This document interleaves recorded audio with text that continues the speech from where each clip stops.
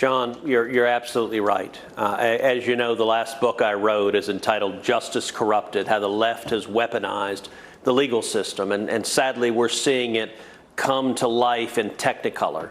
The book Justice Corrupted talks about how the Obama Justice Department and the FBI and the IRS were turned into political weapons to target their enemies. You just talked about Lois Lerner. That was part of that. It then talks about how those vicious partisans burrowed into senior career positions in the agencies, and the deep state waged war against Donald Trump. During the 4 years Trump was president, the deep state tried to do everything they could to destroy his presidency.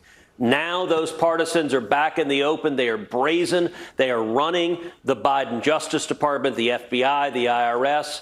And Sean, it gives me no pleasure to say it. This Attorney General, Merrick Garland, is the most partisan. He is the most political Attorney General in our nation's history. And he has corrupted the Department of Justice. He has corrupted the FBI. He has corrupted the machinery of government. And they're perfectly willing to use it. It is effectively an arm of the DNC. The hypocrisy is massive. And mark my words, I believe Merrick Garland will indict Donald Trump. He wants to indict Donald Trump because he hates Donald Trump. He hates him. He's angry. Merrick Garland is angry that he wasn't confirmed to the Supreme Court. He wants to indict him. I think the plan was to indict him over classified documents. And then he got the enormous problem that Joe Biden seemed to have classified documents everywhere, including in the garage by his old Corvette. I don't think Merrick Garland will indict Trump over classified documents. Here's my prediction.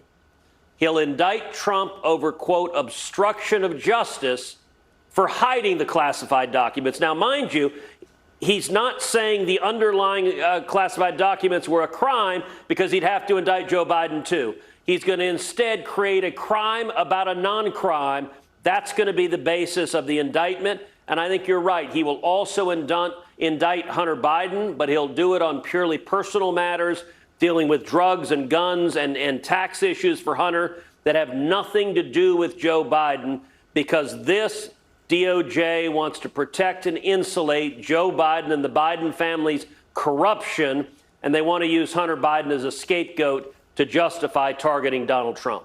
I want you to focus like a laser on this issue that you're talking about, a non-crime, but issues surrounding a non-crime, that they turn criminal, and that being what you believe. And I think I agree with you completely that this will have nothing to do with the documents or the raid at Mar-a-Lago.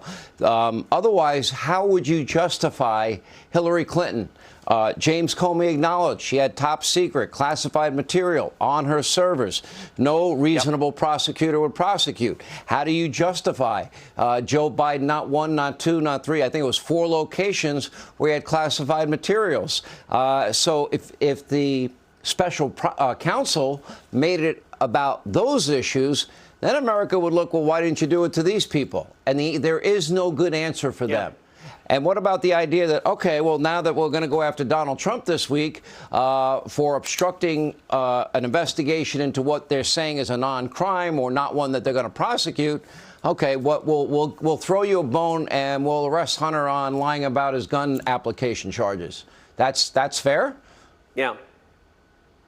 Now, of course it's not fair. And this is something I've talked about at great length on my podcast, Verdict with Ted Cruz, where I've talked about, here's the tell. The investigation into Hunter Biden, if it stays focused on his personal issues, if it stays focused on drug use or gun issues or things dealing with, look, Hunter Biden is a deeply troubled soul. And the media, the corporate media is prepared to say, yeah, you know, every family has people who are struggling with addiction. He's someone, he needs help. But the tell is, does the investigation cordon off Joe Biden? The reason we care, listen, if Hunter Biden were just some poor schmo who had real problems with substance abuse, it wouldn't be a matter of public concern. You and I wouldn't be talking about it.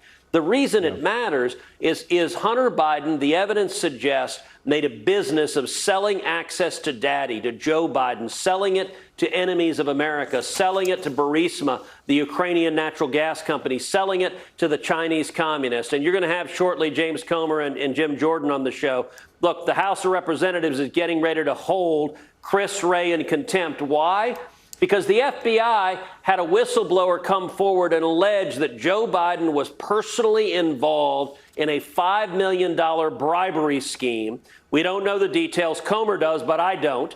We don't know the details, but my understanding from the public leaks is it did not concern China. And the FBI, as far as we know, sat on it, didn't do anything about it, didn't investigate it. And so today, the FBI brought the document over to show it to Comer, but said it must remain confidential. And apparently, Chairman Comer decided this is serious enough. The American people need to see. And so I have a message for Chris Wray. I've known Chris Wray 25 years. Chris is not a left-wing partisan. He's a company man. He believes that he's protecting the FBI by circling the wagons. Let me tell you something, Chris.